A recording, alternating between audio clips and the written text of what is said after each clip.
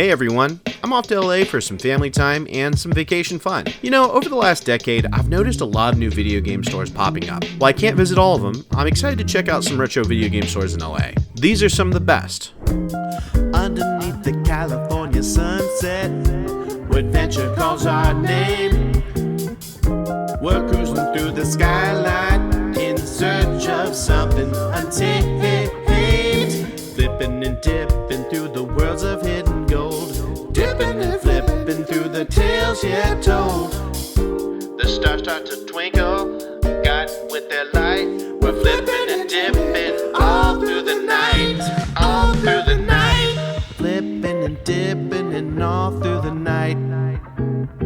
First, we're starting off at Retro Games Plus. I did a longer video with the owner, Chris, but he answered this question, which really sums up video game stores in LA. So you've been here for a while, and it's a different scene. I've noticed there's been a lot of video game stores that kind of popped up in the last 10 years. There's like the staples in LA, there's like the game dudes that have been around since the beginning of time. But like, it's very interesting to me how many new stores there are. How is your relationship with like other store owners? How's the community out here? When I moved here, even 7-8 years ago, of course there is like the game dudes, those guys have been around for forever. There's another store right up the road here that's been around for like 30 years as well. I remember when I was opening up Retro Games Plus out here, I was surprised at how few stores there were. I was like, this is LA. Like, I felt like there was more stores in Connecticut, actually. Yeah. The last 7 or so, 8 years, there have been a lot of new stores that have popped up, like you said, and they are a lot of, not way younger guys than me, but probably like, you know, maybe a decade younger than me, right?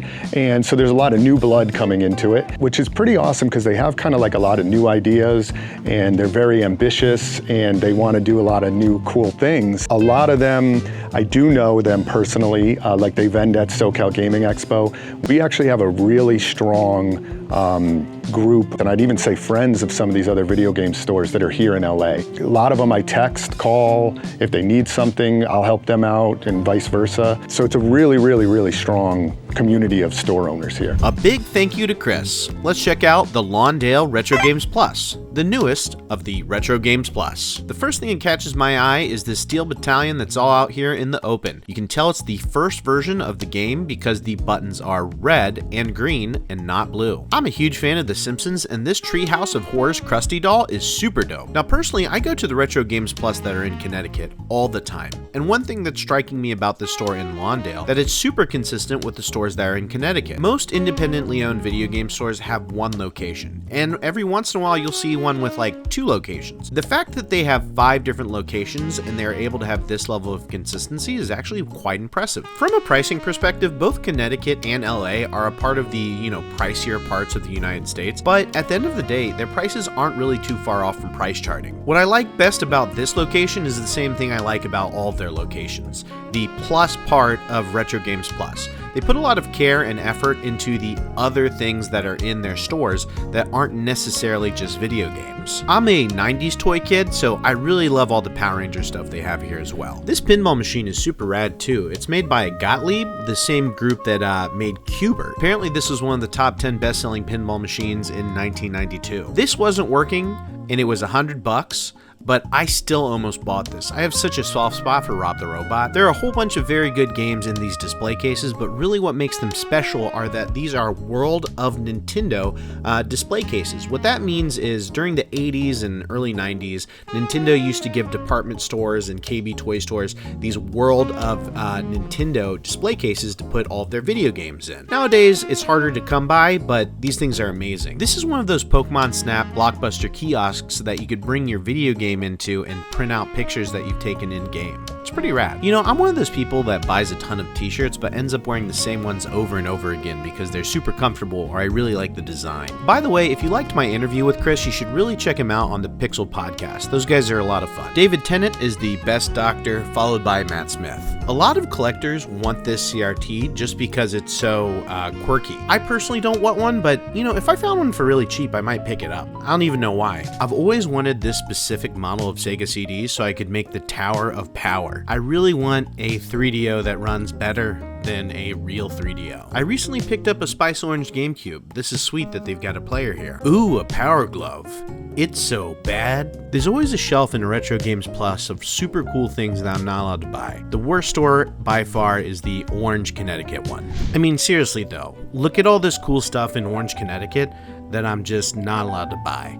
Every time I see it, I'm like, oh, I want all these cool things. Speaking of cool things, look at that top loader. Just look at it. A Super Nintendo Junior Classic and a mouse? Awesome. This is one of those things that if I bought it, I'd never use it because I'd be afraid that I'd break it. I have no idea who would buy a VCR like this, but I gotta say, it is just super rad looking. I low-key wanted to buy both of these, but I was traveling here via plane and there was no way I'd have room to take these home. I think I'd rather have an MF Doom Pop than a Dr. Doom Pop, even though this is neither of those things. Now, if you didn't know, I'm going for a complete N64 set. They've got a lot of filler titles that I need here, so I might pick up quite a few things while I'm here. I like the little touches like staff picks. It reminds me so much of an old Blockbuster or a movie rental place. It also stands as an unofficial qualifier about whether or not a person can give me a good recommendation based on whether or not we have similar interests. You know, I think the only way I'm getting back into Pokemon cards is if my kid eventually wants to get into Pokemon cards. And if that happens, I'm gonna go full tilt. I have a policy on only picking up Titanic on VHS if it's $5 or less, so I'm gonna leave this one here. I really like that they have all these old cards here, though if I open these up, I don't know what I'd do with them afterwards. Tails looks a bit wonky here, but I'm pretty sure this is an authentic, real Sonic 2 era Tails. It's crazy that this thing survived for so long, even if the tail at some point may have broken off. Man, if you know, you know. Retro Games Plus is a great, independently owned chain of video game stores.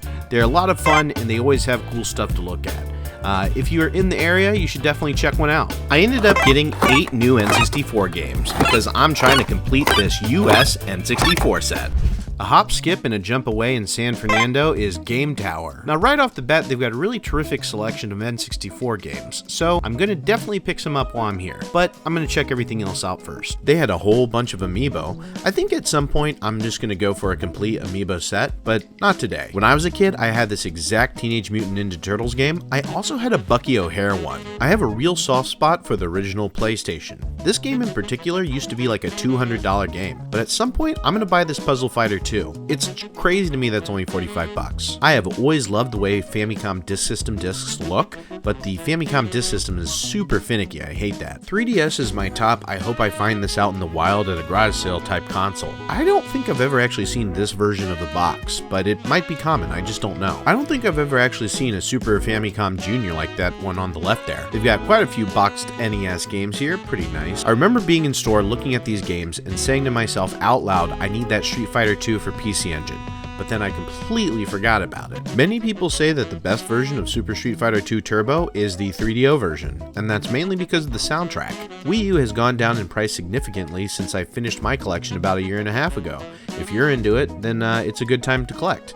Or not. I don't know. A lot of people aren't that into it. For years, Ikaruga was like this legendary game that people spoke of being so difficult. I played it a couple of years ago and I was okay with it. It was pretty fun. By the way, they've got a ton of GameCube games. I recently got a graded game for super cheap, but I don't think I'm going to get into graded games. I just think it's neat that they have them here.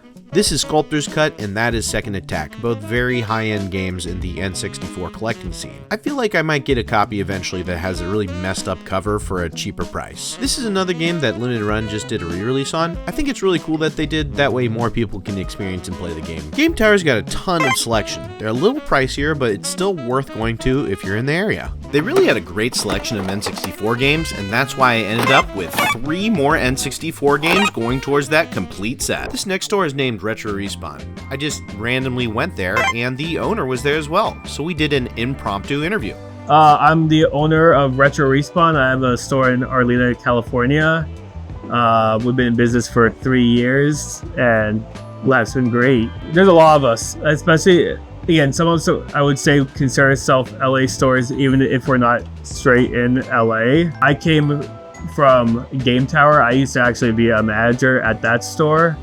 Elliot approached me and said you should open up your own store, but he basically gave me the cushion where he was like, if it doesn't work out, then maybe you just sell the store to me.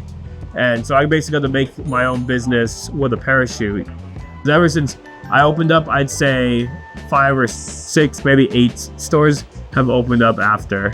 Got a lot of people who were, it was on their mind to open up a store, to actually do that final push to open up a store. Like 10 years ago, it was like they're like a couple. Yeah, And now it's like 3. there's a couple on every other like flock, you know? Yeah, So it's crazy. I don't think I'm doing anything more special than anybody else. I think everyone does things kind of their own way. A big thing is, again, I actually play video games. I don't know, again, all my employees, when we get home, again, I'm married. That's how me and my wife met, was through Halo. So Halo has a very special connection to us. I came from a game design background, so even when it's the worst game ever imaginable, it still has a story. Like Sub-Zero for PS1 64, one of the worst games ever made. But I can laugh about that game. And not for nothing, like I totally hear you on like the finding the story behind the game. Like every game has a group of developers. Yeah. And every artist wants to make the best thing they can make, but deadlines, you know, IP concerns, all sorts of things come in between them and their perfect game. Exactly. And again, as someone who used to be in the industry, the amount of stories I can tell. Yeah. For sure. How did you get that Gex? That's a one of them. Where's that come from? My buddy basically reached out to me. Is like, I have no room for this. Would you be interested in it? So at first I was like, oh no, because he's kind of big. And again, at the time I only had half the store that is now. But I started doing research, found out this is the only one. This is the only chance I'm gonna get. Gex was again a game I loved when I was a kid, and I finally was just like, you know what, I gotta do it. Yeah. And then he basically gave him the exact same amount he gave to charity, also to charity. So I didn't even pay the guy.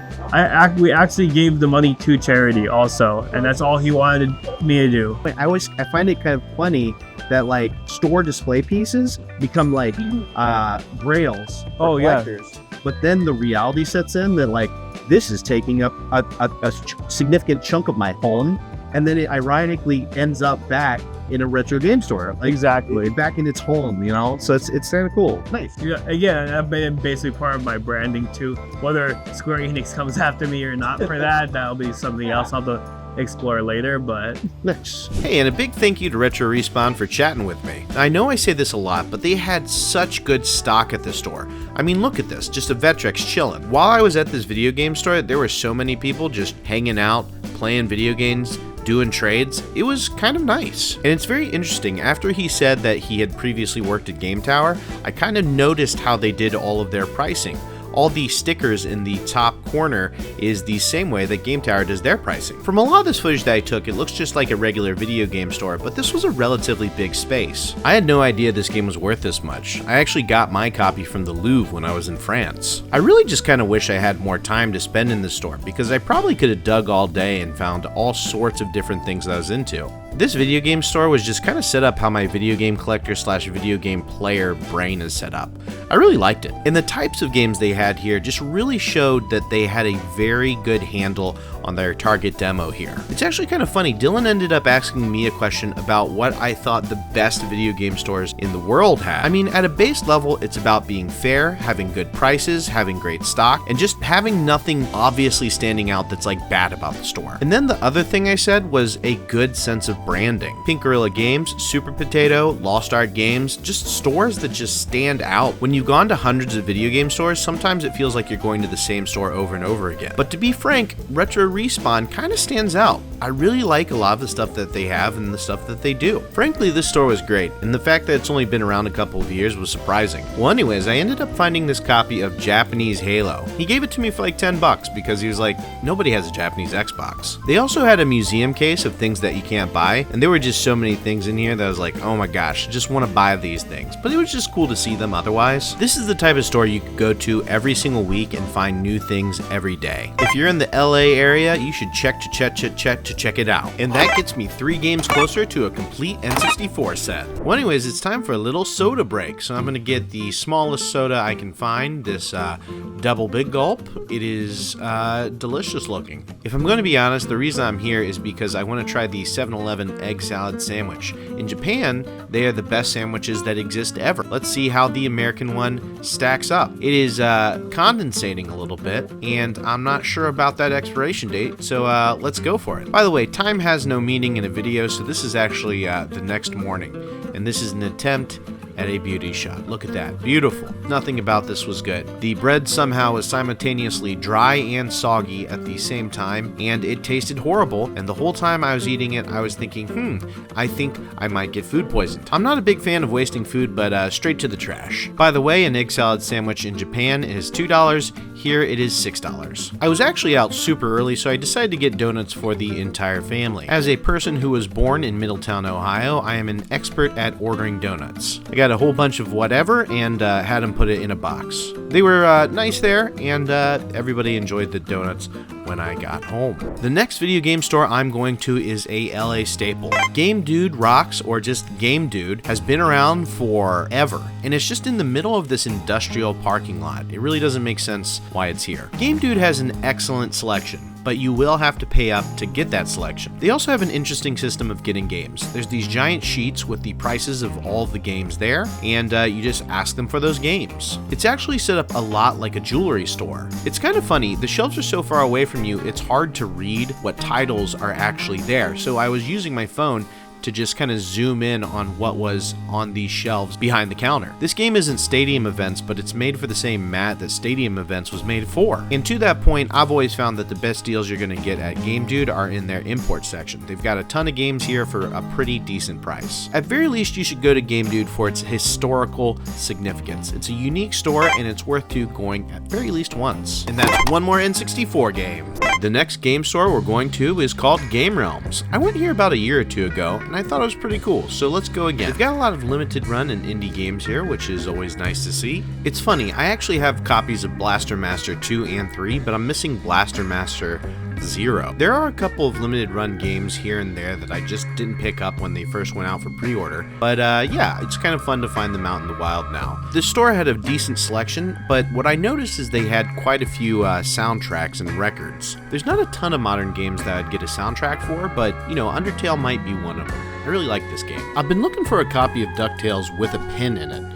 It's just a variant, but I've been looking for it. This bundle was the first console I ever bought as a kid. I have so much nostalgia for it. They've got a decent selection of N64 games, so you know I'm gonna pick up a couple. I have no idea what this make your own music video thing is, but it's crisscross, so I'm picking it up. Apparently, there also exists a Marky Mark one that I'll have to pick up at some point. A decent store for the niche collector. Go there if you're in the area. That takes me 2 games closer to my complete N64 collection. California was great, but as always, I only had so much time to go to video game stores. If I missed any, let me know. And a big thanks to all the stores I went to.